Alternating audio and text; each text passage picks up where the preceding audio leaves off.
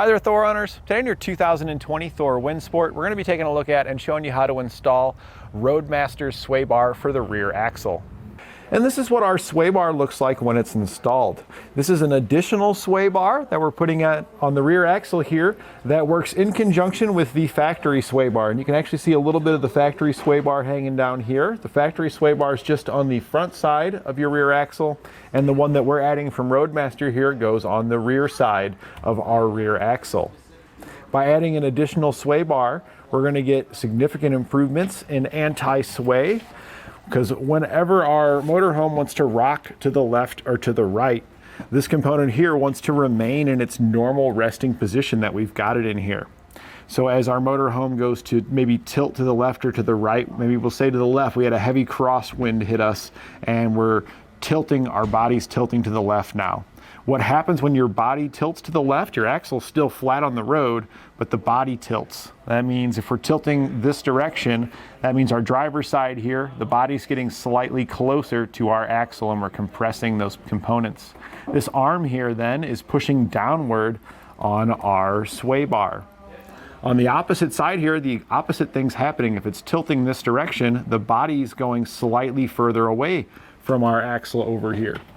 And that's going to cause this arm here to pull up on our sway bar. So now we've twisted our sway bar. Our sway bar does not want to do that. It wants to, again, be in this position. So it's going to push itself back to this position, bringing our motorhome back upright. This is going to minimize the distance our motorhome can sway. And it's going to also reduce the amount of back and forth oscillations you get, because if it starts to sway to the left, once it comes back down on center, that momentum's still there and it's going to push it to the right just a little bit, and you might get a couple back and forth before it settles out. The stronger we make it back here, the less of those we're going to have, and we could potentially eliminate it in certain situations where we had it before. Our sway bar is made of a very strong chromoly steel. We can see how thick it is here in comparison with my thumb. I would say this is probably close to 2 inches of meat that we've got here. And when you compare that to the factory one's pretty beefy too, but I would say we've got at least a 1/4 inch of thickness. On the original factory one here, this one here is going to be larger than what our factory is. But we're going to get this in conjunction with that factory one, which is really nice. I like that Roadmaster has designed it in a way that we're able to keep this sway bar, because some other manufacturers that give you upgrades, they replace the factory sway bar with a heavier duty one. But you're only going to get the improvements of however strong that new bar is over your old one. With this one, we're going to add all of our benefits to that of the factory one here. So this is a really great way to go.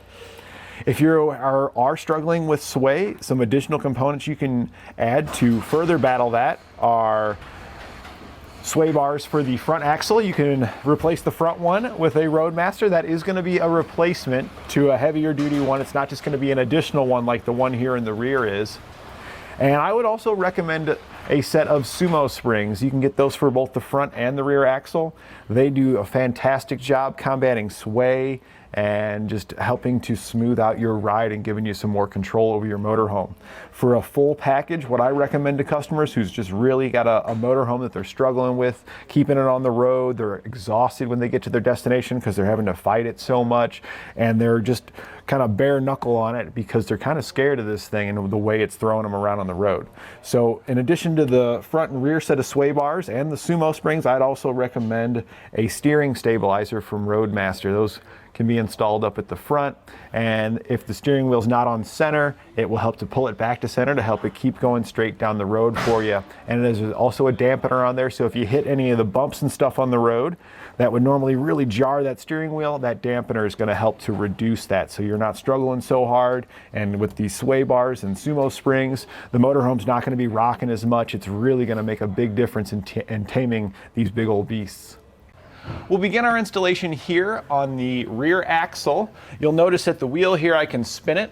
We used our leveling jacks as well as some pads from UltraFab that we've got here. You can get those here at eTrailer. We put those underneath our leveling jacks that just let us lift up our motorhome a little bit higher, and we were able to get it to where the wheels are off the ground. Now, they don't have to be completely off the ground like this, but it does need to be lifted up high enough here in the back for you to access the two bolts that our component's going to attach to. Because in its normal resting position with the suspension fully loaded, the leaf springs will go right in front of your bolts and you won't be able to remove those. Once you've got it lifted up with your leveling jacks or however you want to lift it at home, with what you've got there, make sure you are supporting the frame with some jack stands. You never want to work on your vehicle with just the hydraulic supports holding it up. So here we are in the wheel well now. These are the two bolts we were referring to. Here's the leaf spring we were talking about. So you can see if the suspension wasn't hanging or if it wasn't at least lifted up some, you'd never be able to pull these out because they wouldn't clear the leaf spring. Once you've got it lifted up though, just grab a 21mm socket and zip these out of here. You don't need to put a wrench on the other side because the nuts have a little tang on them that prevents them from spinning. And then nuts they'll usually just fall down just like that. There we go. Now that we got both of those loose, all the way loose, we can pull it out of there if we want to. We're going to do the same thing on the other side to get those loose, and then we'll grab our brackets and head underneath. So we're just sliding those out. We'd already loosened them up. Take your bracket here. This is going to go up here and line up with your bolt holes. So that's just going to slide through. Slide your other one through. And then these are the nuts that we'd remove. So there's that tang that we showed you. So when you go to put these on, you're just going to set it up against the back of the bolt here, and you're going to have to spin the bolt to go into the nut because of that tang. And now we're just going to go back and tighten those down with the same size socket. You don't need to hold the back side because of that tang. After you get it snugged down on there, you're going to tighten the other side the same way. We're going to switch over to a torque wrench and then torque them to the specifications outlined in our instructions.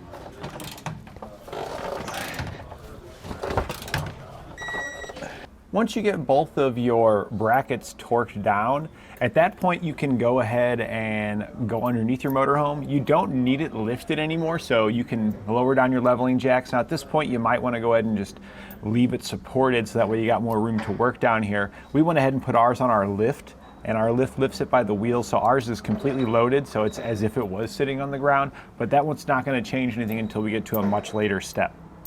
So next thing we're going to do is get some hardware fed in, and we're going to feed it into the shock mount right here where our shock attaches at the bottom. You'll see it's got some holes right here in the bottom of it. You're going to have different hardware for the front and the back hole. The one closer to the shock's going to get the button head one. So, and it's also going to get the washer that has the slit in it like that. Slide your washer on that, and then this is going to drop down through the hole closest to the shock here. And you may or may not need to remove your shock bolt to install this. On ours, we can reach right around it and put it in there with no problem, so we don't need to take that shock bolt out. And there's kind of an opening right over here that you can go up to drop your bolt down. There we go. And now we got both of those dropped down. So we're gonna go ahead and move straight into the bar and get that in place. So go ahead and grab your bushings. We'll need to lubricate these, and also grab your bar because we're gonna try to do this quickly and try not to get the grease that you're gonna lubricate these with all over the place. So grab just the bushings and then grab your bar. This is the lubricant that you get in your kit. Some customers have expressed that they get irritation from the lubricant, so you may want to use some gloves when you go to apply this. I've not noticed any issues personally, so I'm just going to have a napkin here to clean myself up. We're going to grab a generous amount of it there, and we're going to lubricate the inside of our bushing. We want to get it nice and lubricated all the way around.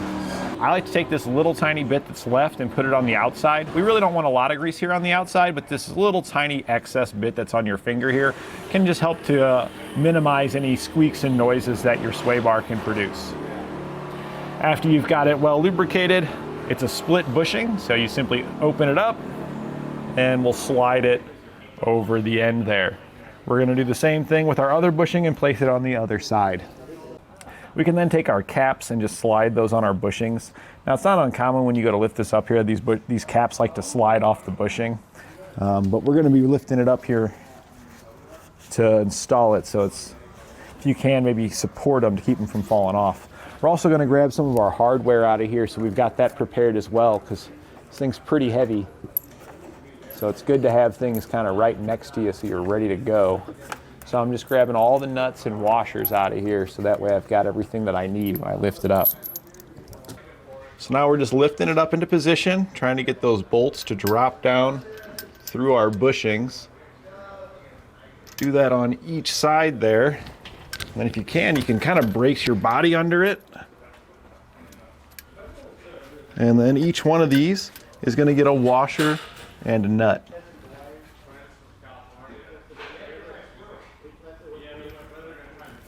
And just repeat that for all your hardware. So we can now go back and tighten these down. We're going to use a 7/32 Allen and a 15mm socket. And we'll get those snug down. When tightening down the bolts towards the front, you're just going to use a 15mm socket and a wrench. And there's a little slot on the side you should be able to go in to get your wrench in there.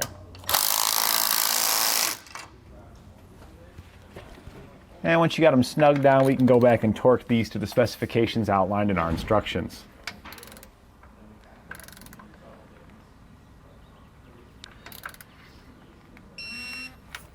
Once those are tightened down, we can figure out which hole is going to be the most appropriate hole for our hanger. And the way we're going to do that is hold our sway bar up until it's level. We want this arm to be parallel with the ground here.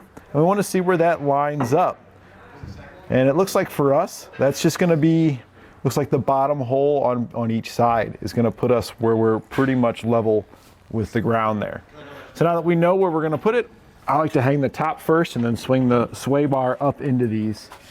So now we'll take our hanger here. This is just going to slide up between there. We know which hole it is now. Our bolts here are going to slide from the outside in. These are the longer, larger bolts in your kit. It's a little stiff, might have to tap it a little bit. And we'll put our nut on the other side there.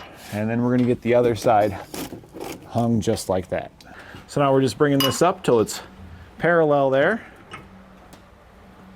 Rock that in place. We already verified which was the most appropriate hole, so we're just sliding our bolt from the outside towards the inside here and putting a nut on it.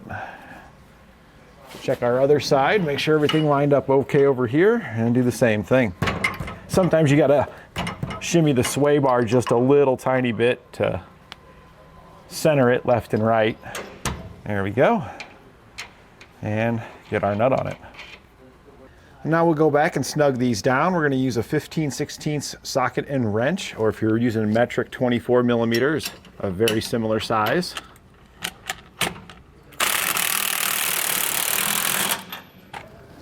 And these don't get a huge amount of torque. Yeah, see, there we go.